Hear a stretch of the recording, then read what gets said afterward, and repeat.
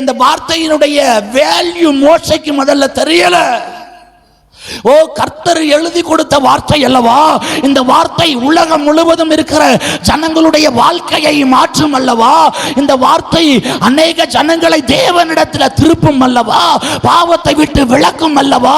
அநேக காரியங்களை கர்த்தர் எழுதி கொடுத்து அந்த காரியங்களை மோசை உணராமல் உடைத்து போட்டு விட்டார். அதுக்கு அடுத்து என்ன நடக்கு தெரியுமா? அதே யாத்திராகமம் 34ஆம் அதிகாரம் வாசிங்க, 27ஆம் வசனத்திலிருந்து வாசிங்க.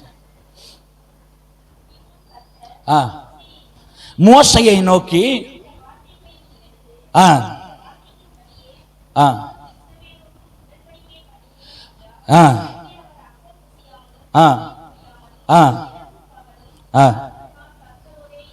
கர்த்தரோட இருந்தான், உடன்படிக்கையின் வார்த்தைகளை பலகைகளே எழுதினான், எடுத்துக்கொண்டு இறங்குகிற போது தன்னோட அவர் பேசினதினாலே முகம் பிரகாசித்திருக்கிறதை அவன் அறியாதிருந்தான்.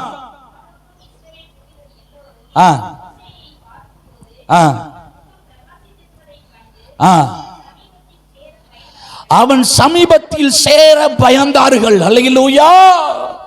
முதல் தரம் அந்த வார்த்தையினுடைய வேல்யூ தெரியல, அந்த வார்த்தையினுடைய அர்த்தம் தெரியல, அந்த வார்த்தைக்குரிய விளக்கம் தெரியாம, இந்த வார்த்தை எல்லா ஜனங்களுடைய வாழ்க்கையை மாற்றும் தெரியாம, இஸ்ரவேல் ஜனங்கள் செய்த பாவத்தின் நிமித்தம், மீறுதல் நிமித்தம் உடைத்து போடுகிறார்.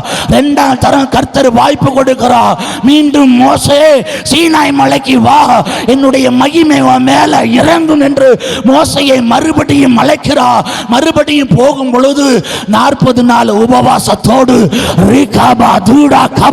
நல்ல கரங்களை தட்டி இரண்டாம் முறை மோசை போகும் பொழுது வார்த்தையினுடைய விளக்கத்தை அறிந்து கொள்ளுகிறார்.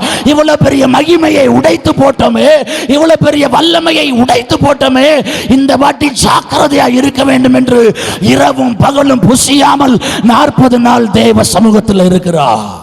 அல்லேலூயா. ஆண்டவர் எல்லாருக்கும் 2 வாய்ப்பு தருகிறார். இன்னைக்கு சபைக்குள்ள வந்திருக்கிற உங்களை பார்த்து சொல்லுகிறார், இரண்டாவது நீங்க வாழும்படியாக, இரண்டாவது உங்க வாழ்க்கையை மாற்றும்படியாக, உங்க சூழ்நிலைகளை மாற்றும்படியாக பரிசுத்த தேவன் இன்னைக்கு உங்களை சபைக்குள்ள இழுத்து கொண்டு வந்திருக்கிறார். இந்த முறை வாய்ப்பை வீணடிக்காதீங்க, இந்த முறை வாய்ப்பை வீணா செலவு பண்ணிடாதீங்க. இந்த முறை உங்க முகம் பிரகாசிக்கத்தக்கதாய் என் தேவன் பலத்த கிரியைகளை நல்ல கையை தட்டி ஆவியானவருடைய பிரசன்னத்தை சபையில பார்க்கிற இந்த முறை நீங்க வீட்டுக்கு போகும் பொழுது உங்க முகம் பிரகாசமாய் மாறும். எதை பார்த்து நீங்க பயந்தீங்களோ உங்களை பார்த்து எல்லா சூழ்நிலைகளையும் பயப்படும். எல்லா பிரச்சனைகளும் உங்களை பார்த்து பயப்படத்தக்கதாய் என் தேவன் மாற்றி போடுவா. அல்லேலூயா. அதனால ஒரு நாள் சோர்ந்து போயிடாதீங்க. இரண்டாவது முறை கர்த்தர் உங்களுக்கு வாய்ப்பு கொடுத்திருக்கிறார். இந்த முறை ரொம்ப ஜாக்கிரதையா போறாரு.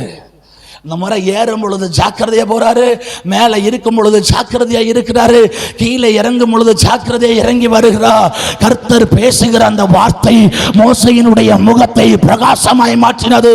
அதை பத்திரமாய் கொண்டு வந்து இஸ்ரவேல் ஜனங்களிடத்திலே அறிவிக்கிறார்.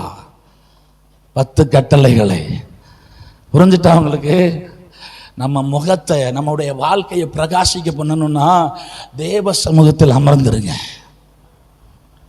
அந்த வார்த்தையினுடைய 10 கட்டளையினுடைய விளக்கம் தெரியாம உடைச்சு போட்டுட்டாரு. அதற்கு ஒரு விளக்கம் உண்டு. என்ன தெரியுமா? வார்த்தை என்பதற்கு ஆண்டவராகிய இயேசு கிறிஸ்துவின் அர்த்தம். அவர் முதலாம் தரம் அடிக்கப்படவும் அவர் நொறுக்கப்படவும் ஒப்பு கொடுக்கப்பட்டிருக்கிறார். அதை தான் முதல்ல ஆண்டவர் நிறைவேற்று. அதற்கு அடையாளமாய் மோசே கரத்தில் இருந்த உடன்படிக்கை வார்த்தை உடைகிறது. இரண்டாவது வரும் பொழுது பத்திரமாய் கொண்டு வருகிறார். அல்லேலூயா. வசனம் புரிஞ்சவங்க ஒரு ஆமேன் சொல்லுங்களேன். இந்த முறை உங்க வாழ்க்கை பிரகாசிக்கும். ஆமே. முதன் முறை எந்த பிரச்சனைன்னு தெரியாம விழுந்துட்டோம். ஏன் இந்த பிரச்சனை வந்ததுன்னு தெரியாம விழுந்துட்டோம்.